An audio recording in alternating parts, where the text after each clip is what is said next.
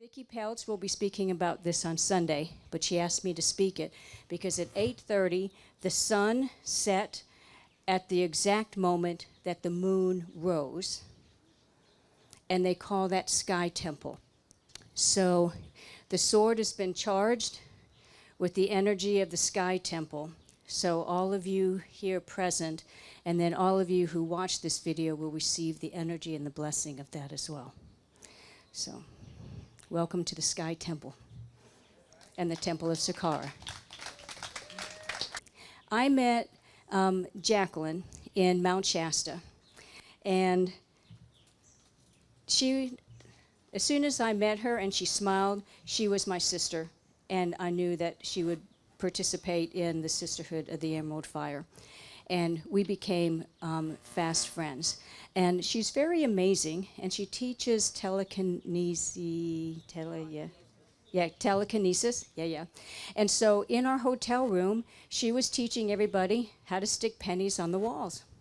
So the maid comes in, and she's saying, she doesn't know I'm in one of the rooms, and she said, "What is this with all these pennies on the wall?" And I said, "Oh, it's not a poltergeist thing. It's we're just all learning how to use our energy, because when you stick a penny on the wall and you walk away and it stays, you know that you can do anything. So it's like walking across the coals." So we were all sticking pennies, and so I told my maid, I said, "You just go and clean all the rooms and you just collect all the pennies, and then you teach your grandchildren that they can do whatever they put their mind to it too." So JacQueline has been studying for years and has taught with a lot of the masters, and she's going to come share some of her brilliant knowledge with us and how to activate ourselves and also work with free will. So, JacQueline, come.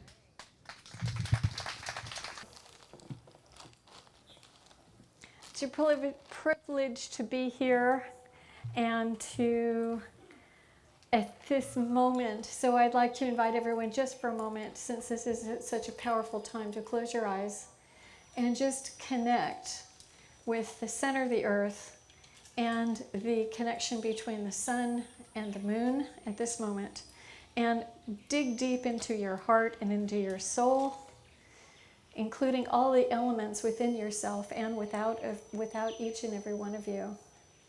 And connect with the oneness. As we breathe in and we breathe out, we share air. We all share water. We have spiritual fire. We have plants, animals, all of the kingdoms. And we are more than just this one dimension, this second dimension, this third, this fourth, this fifth. We embrace all of it, and it's all light. So dig deep within your soul for just a moment and connect with your heart's truest desires, with the love that you've gathered here, and project it to where you feel it is needed the most at this moment in time, including your future path.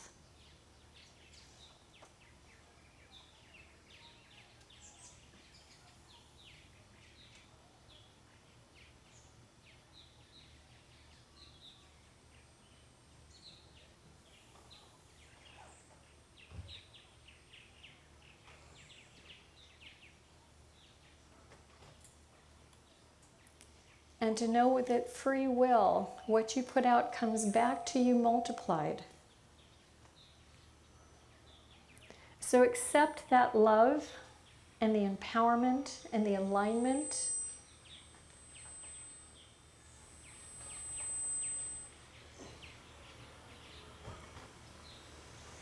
And moving back to your heart center and connecting with the energy above and the energy below, finding that balance point. When you're ready, open your eyes and let's have some fun. So, one of my teachers, Dr. James W.R. Thomas, who started Thomas Institute of Metaphysics, who brought over Patricia Rochelle Deagle from Hawaii, who had the Cosmic Mandate Academy and a very close friend of William Bueller. Dr. Thomas used to give extra credit for jokes.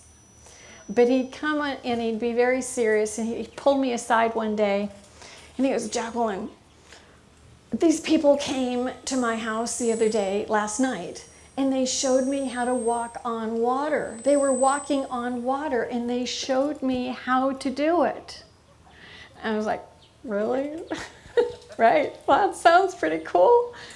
And then he goes, and I, he pulled me from, we're off, the two of us, and he goes, "And I have to show you how to do it." He goes, "In fact, I'll just show you right now." And he takes off his shoes and he holds up a water-filled insert. And he goes, "See, you too can walk on water." So in our journey, it is really important to keep your sense of humor. There was another story of a man who had a guru in New York. And he studied the guru, and then all of a sudden he went to India, this student. He went to India for about 15 years. And he came back and he met the guru, the other teacher, and from New York.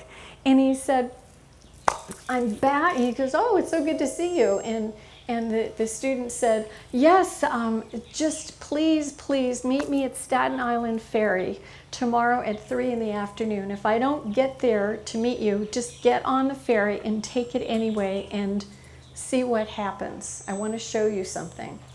So the old teacher gets on the ferry, and the student isn't there, and he's looking off the side, and they're traveling across the water, and he sees the student running alongside the boat. And he gets to their side, and he says to the student, "Well," and he goes, "Ta-da!" And he goes, "That's what you're going to show me? You spent 15 years of your life to learn to do that?" So the idea of phenomena, and some of you will find it humorous, is we learn the most when we're children and when we're playing. And so we're working today, I wanted to work into this moment, the idea of free will. Because free will is something that brought, hopefully, each of you here. Hopefully you weren't gagged and brought here. But we have this thing called free will, and sometimes the free will is not always in alignment with what's going on with us, because something, can anybody relate? Something happened and go, "I didn't will that," consciously, but it happened, right? And then we get to deal with it. Not we have to deal with it, but we get to deal with it. And our attitudes and our languaging is very, very critical to who we are as a community, who we are as individuals, and the free will,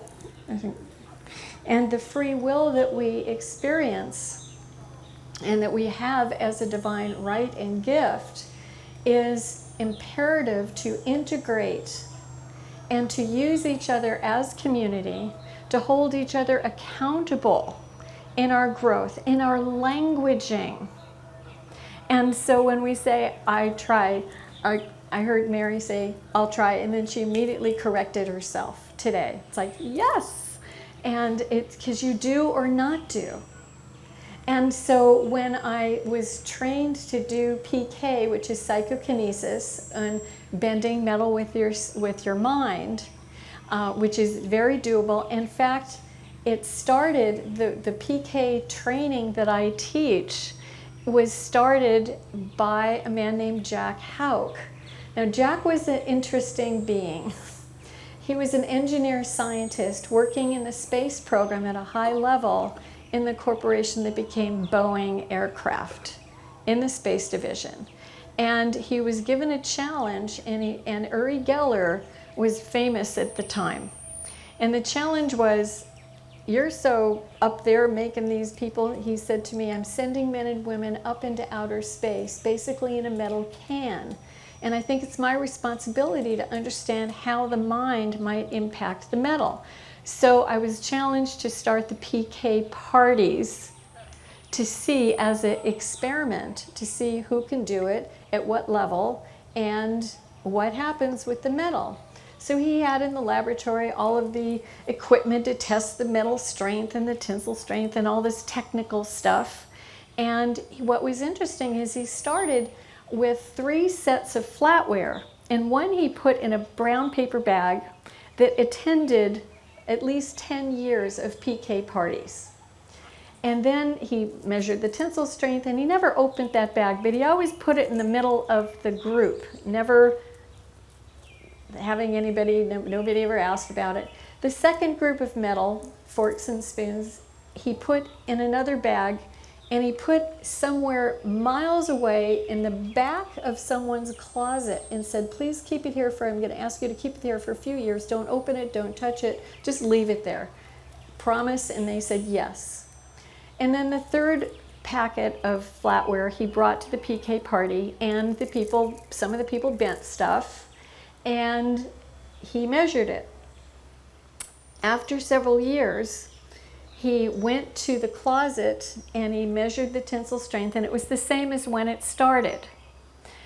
After several years, the stuff in the bag was measured, and I've never seen Jack to be at a loss for words or unable to express something. He was eloquent and he was brilliant. And he was starting to attempt to explain what that was, and he got this blank look, and he goes, the metal was, we don't even call it, I couldn't even call it metal anymore. I don't know what it was, but it certainly didn't have any structure left. And it was just sitting in the bag. And then the other material he explored. So he called it a PK party because he said, let's have fun. And we had 3 levels of bending: kindergarten bending, which was 2-handed bending, and basically you just pull in energy, you use your imagination, you pull it in, and then we take people in touch with their emotions, and we get people in touch with a elevated emotional peak, what we call a peak emotional experience. Now for some people that could be something fantastic, seeing their son or grandchild make the hitting run to save the game at the last second, and everybody's, that could be a peak emotional experience. Some women having a baby is a peak emotional experience. Some painful, some not, but definitely there. And others could be somebody won a car on a game show when they were like 18 years old. So to get in touch with a peak emotional experience, it did not have to be if this is neutral, it didn't have to be positive, and it didn't have to be painful, but it had to be a peak experience. It could be a horrendous thing or an amazing thing. But to have that, to reconnect with the electrical system in our body and the memory patterns. So you can access that. So you pull in the energy, you access your peak emotional experience, and then you learn to focus it. Because some people go, show me focus, or There's a big difference between releasing it like as opposed to and focus it. So in the PK party, we teach people how to play and how to focus. And the most important part, step number 3, step number 1 is pull in, step number 2 is connect with that energy, step number 3 is let go. 2 is connect and focus, and 3 is let go, which is the hardest for adults to do. Now we have kids between 7 and 13 go through the program, and they have no problem bending stuff, and I had one kid, the first PK party I did on my own, after helping Jack for at least 15 years at some of the PK parties, many of them, he came, the little 7-year-old, at the end, let me back up. The step number 1 is kindergarten 2-handed bending, and the stuff melts between 3 minutes and 3 seconds and 1 minute. When the phenomena happens, literally it turns to licorice, and you just twist it and pull it, and then all of a sudden it gets hard again. And you go, I can't believe it. Okay. And so then the second step is to take the bowl of a spoon and fold it in half. Now that takes real phenomena. That takes about 90 to 100% phenomena to have that happen. And again, the bowl of the spoon is the hardest structure. It takes hundreds of pounds of pressure per square inch to actually achieve that. And it is physically impossible, doesn't matter how strong you are, without using the phenomena, integrating your mind effort, it can't be done. At least that's what the scientist Jack Houck, who won the Dinsdale Award. Now the Dinsdale Award is the scientific award equal to the Academy Awards, that like once a year all these pictures get Academy Awards and people vote. Well, this is once every 2 years, one project. Scientists from around the world vote on one project that they felt moved science forward the most. And that's called the Dinsdale Award. And in 2013, Jack Houck was granted the Dinsdale Award for his research and work in both PK, or psychokinesis, bending metal with your mind, and in remote viewing. Now, Jack co-wrote part of the SALT Treaty Agreement and taught government officials to do remote viewing. So, as I said, he was a very unusual person.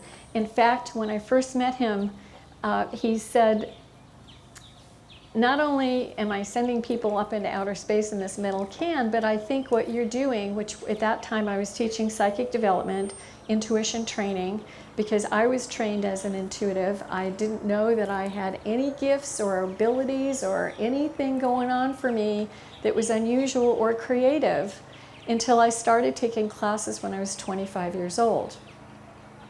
So for 2 years I studied, and then that teacher moved away, and then my next set of teachers, I went into meditation, and I said, I need to know. I don't even know what I need to know. Who can relate to that? Raise your hand if you can relate to that. I need to know. I don't know what I need to know. So I then, within a few weeks, my next teacher mentor came to town, was moved from Hawaii over to Los Angeles and started the Cosmic Mandate Academy in connection with Thomas Institute of Metaphysics. So I met Dr. Thomas and Patricia Deagle, and very shortly I ended up becoming the protege to Dr. Patricia Rochelle Deagle. Now, she was known as a reincarnationist, and people would dream about Patricia from around the world, and they would send away and do past life readings, and some of the students would be given the absentee readings to practice what they learned in terms of developing their skill to tune into past lives. So I made Patricia really work hard, because when she would give me the past life readings to do, the write-in readings, I would do the work, and then I would call her over and I would cover up my answers, and I'd say to her, if you get what I get, I know that I'm accurate. So she did. And when I was a little bit off, she was able to tune into my head and look from my perspective and tell me where I was looking from. Because if I hold up a piece of paper and I say, you know, what do you see on here? And you say, well, I see a gray piece of cardboard. And I'm going, I don't understand, because that's not, we're looking at the same thing, and I'm looking at a white piece of paper with notes on it. You know, how could you be saying that you're seeing that? I don't understand. I don't understand. And so then all of a sudden I look from your perspective, and you see that, oh, you are seeing something different from me. And then I look at your side and I go, oh, you are looking from something different. So getting that advanced or that different perspective gives you insight.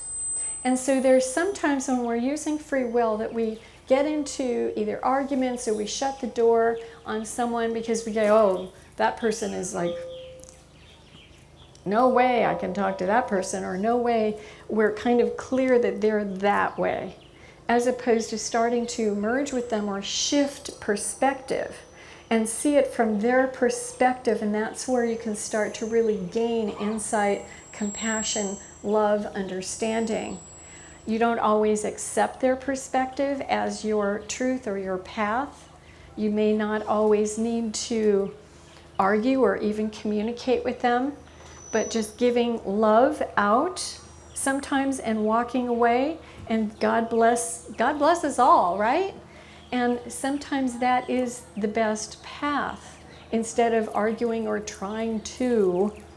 And sometimes the best way of free will is to demonstrate instead of trying to teach or to talk.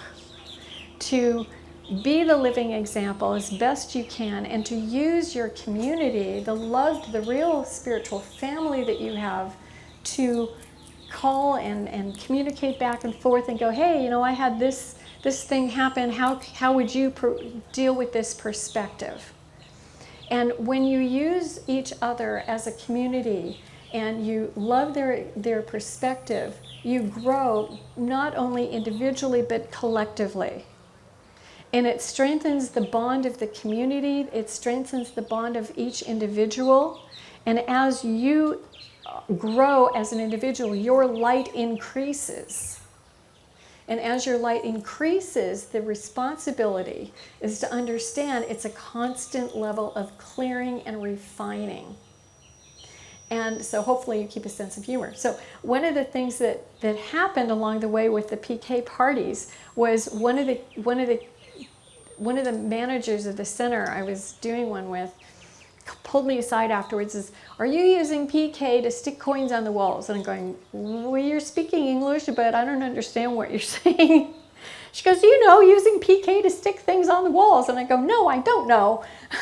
Jack never talked about that. And there was a donation jar. She goes into the jar and she holds a penny up on the wall.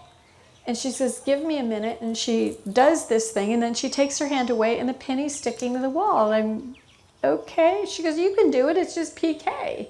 She tells me a few stories. And I go, okay. So and she goes, say what you want. And it was stick. So I'm going, stick, stick, stick. I'm running the energy. And then I take my hand away and it's sticking to my finger. And she goes, you know better than that. You have to be specific. Stick to the wall. Okay, stick to the wall. I take my hand away and it sticks to the wall. Okay, we're adding that to the PK parties. So we do a few more, and then there's we're at that part, and there was a 20-year-old, and he raises his hand. I said, do you have a question? And he goes, no, I just wanted to let you know last week I stuck a spoon to the wall. I'm going, what do I know? Seriously? And he goes, yeah. I go, okay, show us.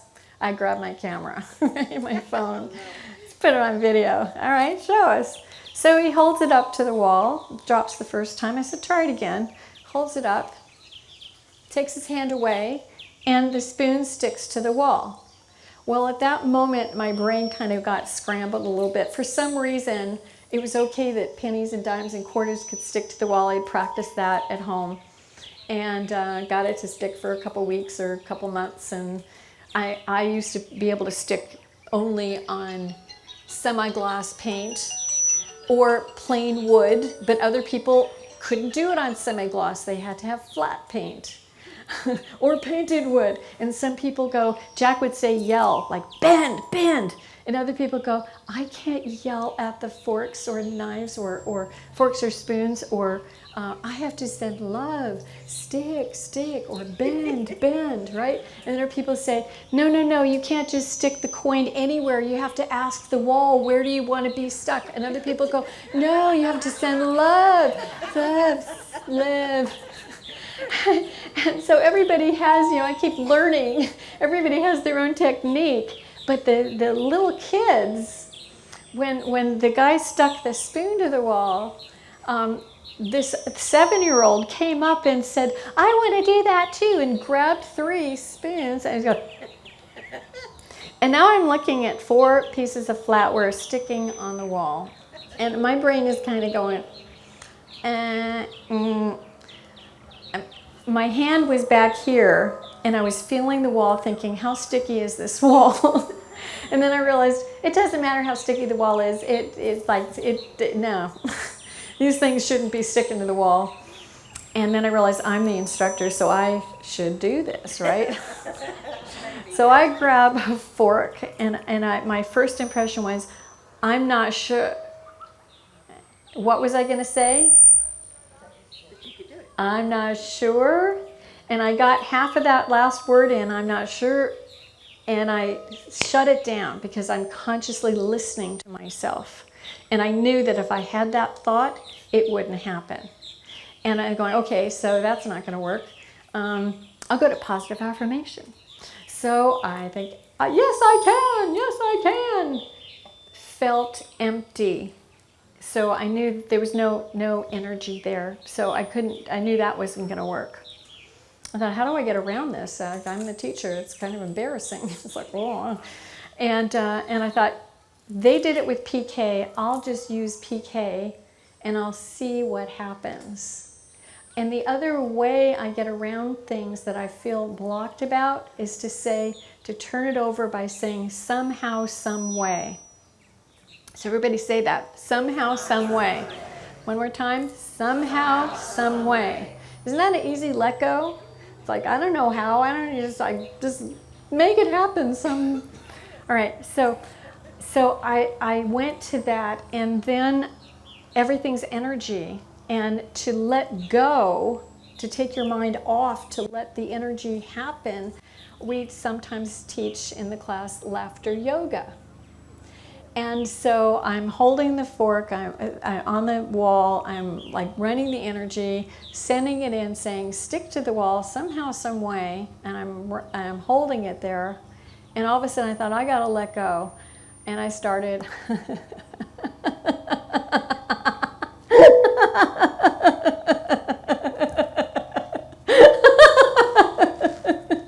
it's okay to laugh.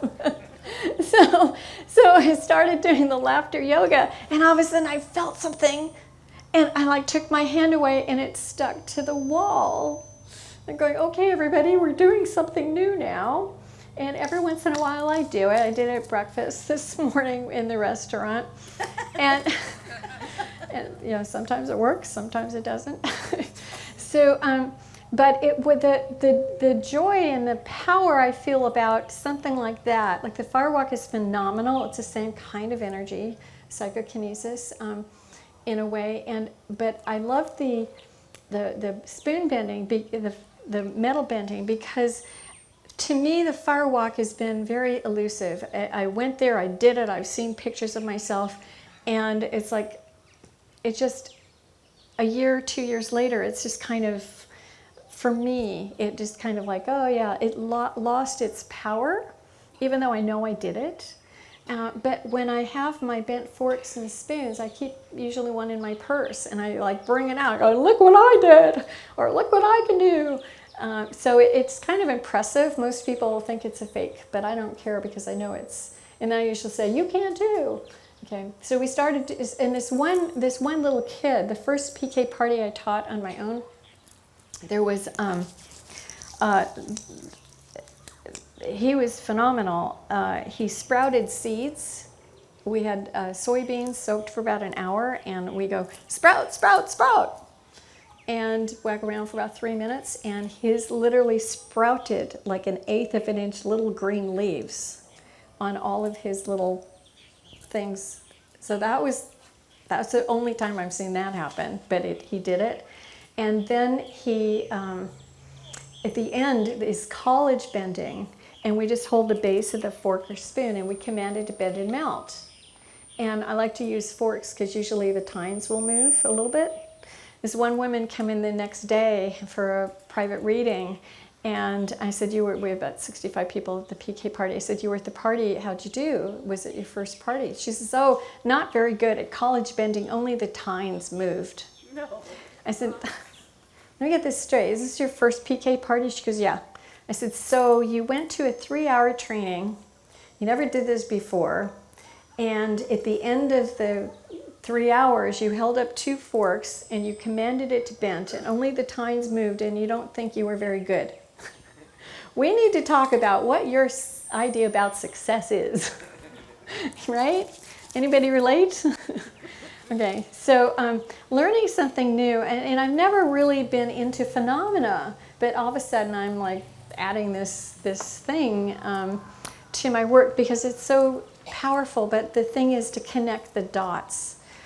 Now, I was at an art gallery last week, and I'm going to be doing a PK party there in Reno, Nevada. I've been doing it the last year on Zoom, and as soon as the first Zoom party, somebody stuck a spoon to the wall from their home, and everybody knew it was not fake. The group went crazy, and all kinds of phenomena started popping out, and so it's fun to do it in a group. But so I'm at the art gallery, and it was kind of slow, and I went to this one woman, and she said, oh, no. I said, here, let me show you, stick a penny to the wall. So she hands me a penny, and I stick it to the wall, and she's like, I said, you can do it too. Just here, come over here. Here, take the penny, and run energy, and then let it go, and just command. You don't have to press real hard, just hold it up there. And so she did. Pennies stick really easily, dimes stick really easily, and she did. And she backed away, and she's like, "Wow, wow, how long is it going to stay up there? I can't believe it." And as soon as she said, "I can't believe it," boom, it dropped to the floor. And I said, "There's your answer." So our belief system is really connected also with our free will. Do you believe that we work together as a unit or individually? Do you believe in energy? As we progress, we move through stage after stage after stage, and as soon as we move to another level opens up to us. And as we acknowledge and continue to ask for the highest and the best of anything and everything, always ask for the highest and the best. So if you would repeat after me, I am always connecting with the highest and the best. And that's the truth. And as you understand, okay, you don't have to repeat. And as you remember that, and as you use each other to remember, you pull together the highest and the best. And I have to say, I've had the most blessed, amazing lifetime. And I could write like 15 books on the synchronicities and the connections that I have been given over my life, because I started using that affirmation. The first couple years I met Patricia Deagle, it was, I want to be in the right place at the right time, saying and doing the right things. Can anybody think that's a pretty good affirmation? Okay. Yeah, it's pretty good until I went to a prosperity class that morning, and it was right before the seatbelt laws were in place, and people were talking about it. I'm driving to my next thing, and it was like the little voice inside said, "Don't be lazy, put on your seatbelt." All right, click. Stop at a big light intersection. Rained that morning. Light turned green. I look. Okay. Big truck runs a red light, and bash, I go spinning out, and 8 people came back to the intersection to give testimony.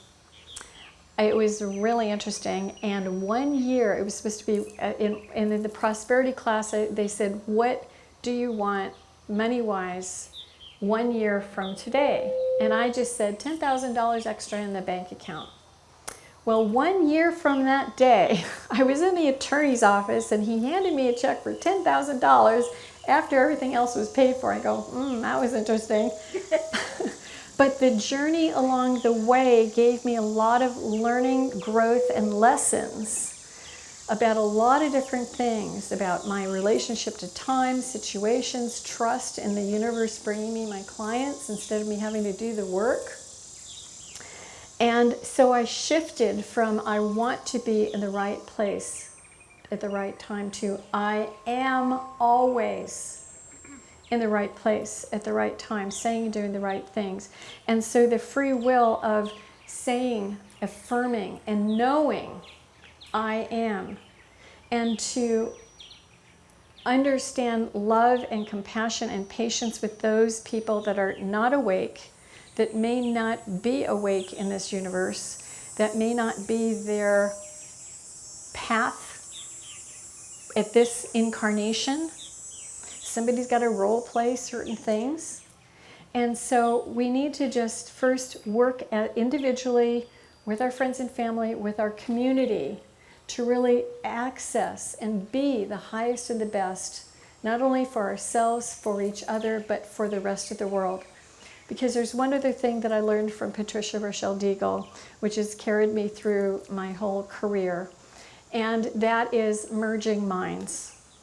And there's a Trinity process that I learned and then I teach.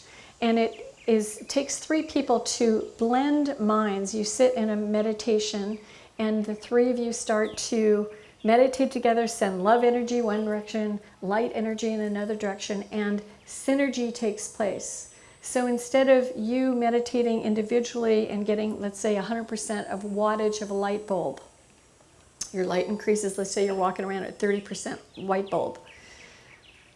When you sit with two others and create this union of mind and energy and love, the synergy is 1 + 1 + 1 = 9, not 1 + 1 + 1 = 3. So when you create this merging at a higher level, not at the subconscious mind where the thinking process is, where your individual memories are, but where your talents and abilities are, where your higher ability to connect with source, to connect with the channel, with the hierarchy, with the white brotherhood, whatever it is that you're divinely channeling, the higher energies, that starts to occur when you can work with the groups of three. It doesn't work with 4 or 5.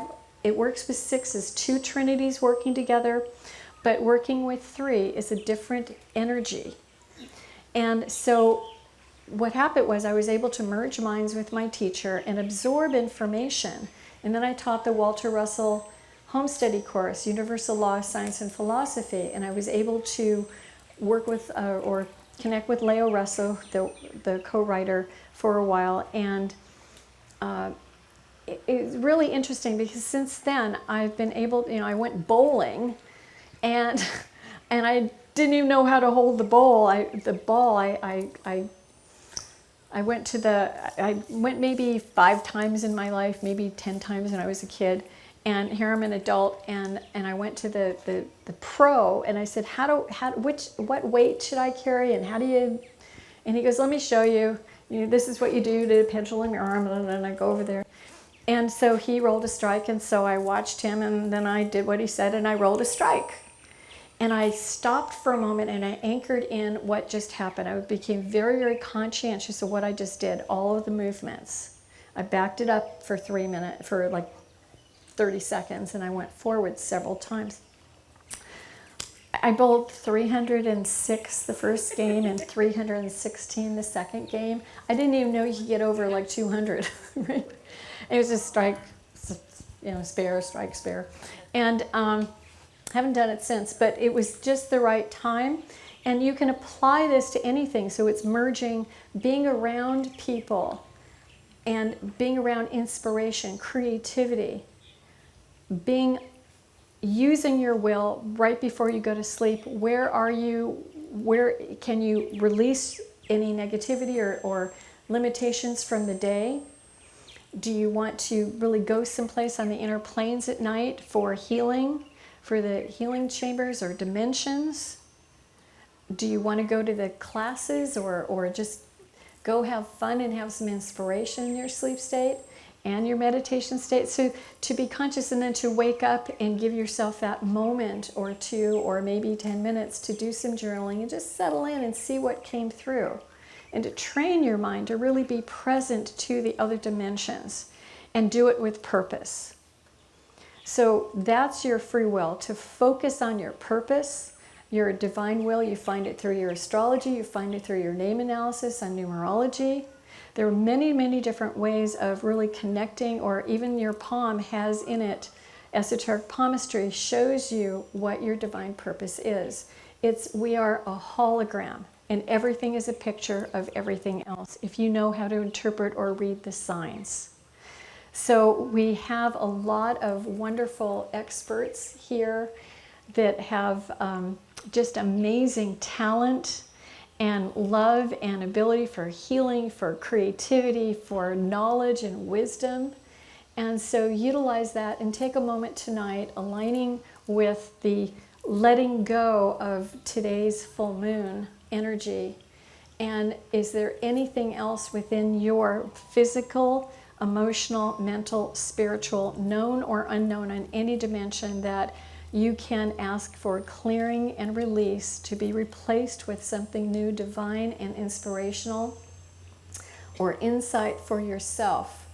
That's my biggest wish and gift for each and every one of you, to remember and to use the community to remind each other to do that work, and to hopefully come in tomorrow and the next day with some kind of inspiration and share it with someone that you haven't met yet, and really open up the heart. And that's really part of the divine free will, to use it to help transform the planet by transforming ourselves individually and collectively.